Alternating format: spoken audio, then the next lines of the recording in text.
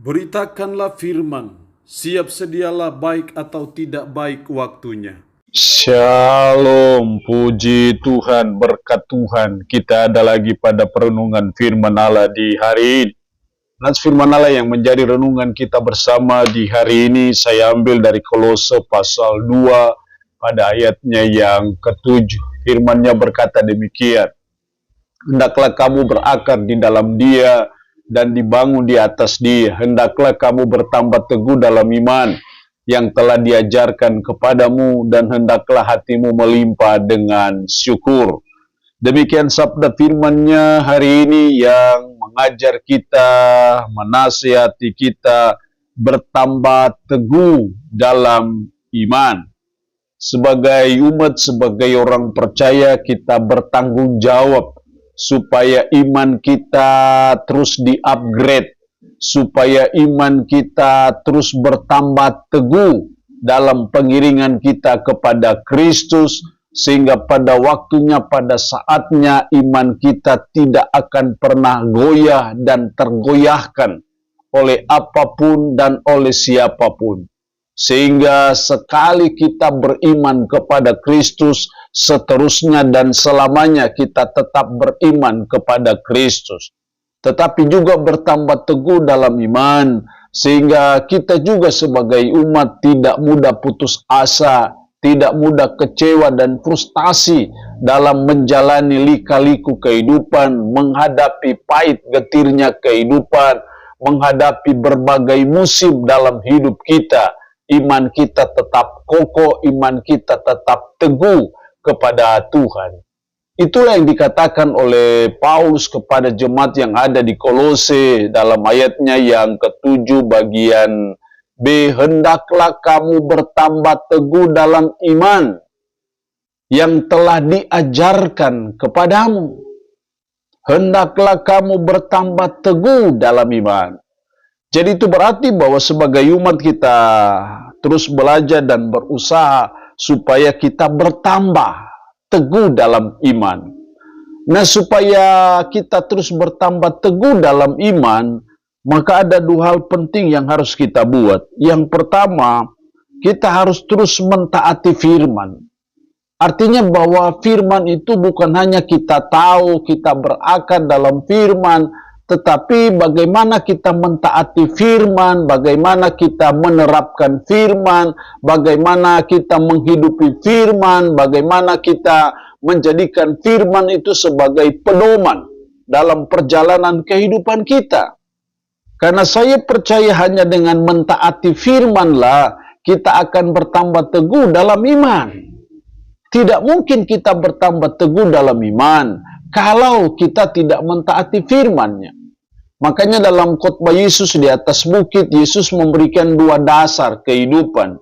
Setiap orang mendengarkan perkataanku dan melakukannya, ia sama dengan orang bijaksana yang mendirikan rumahnya di atas batu. Tapi setiap orang mendengarkan perkataanku dan tidak melakukannya, ia sama dengan orang bodoh yang mendirikan rumahnya di atas pasir.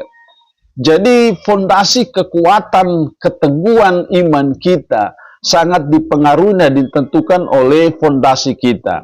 Dan fondasi yang teguh, fondasi yang kuat adalah ketika kita mendengarkan firman dan melakukan firman itu dalam kehidupan kita sehari-hari. Yang kedua, supaya kita bertambah teguh dalam iman, maka kita harus menang dalam ujian iman.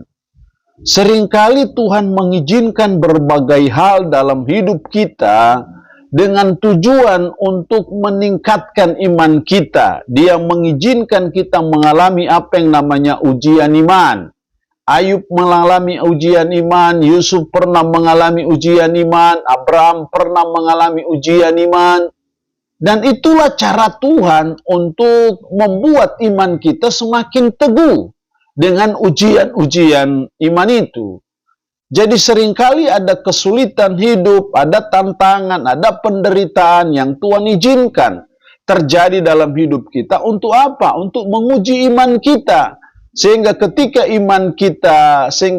kita menang dalam ujian iman, maka disitulah iman kita akan terus di-upgrade dan akhirnya akan bertambah teguh.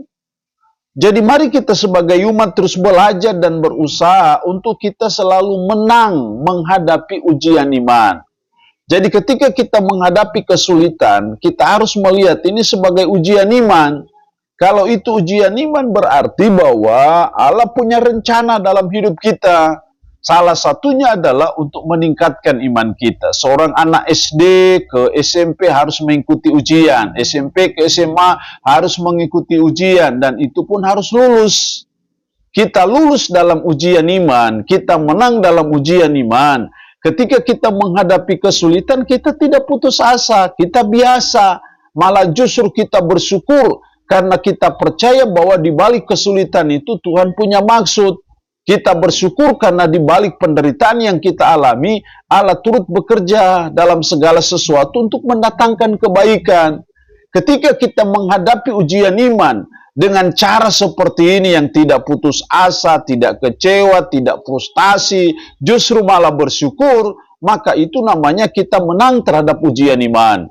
Kalau kita menang terhadap ujian iman, itulah yang membuat iman kita terus bertambah teguh. Sehingga akhirnya iman kita teguh, kuat, kokoh, tidak tergoyahkan dalam pengiringan kita kepada Kristus, tetapi juga ketika kita diperhadapkan pada berbagai pergumulan dalam kehidupan kita. Allah yang punya firman ini memberkati kita dengan firman-Nya di hari ini. Amin. Mari kita berdoa. Puji syukur untuk firman-Mu hari ini. Mengajar kami, mengingatkan kami, untuk kami bertambah teguh dalam iman.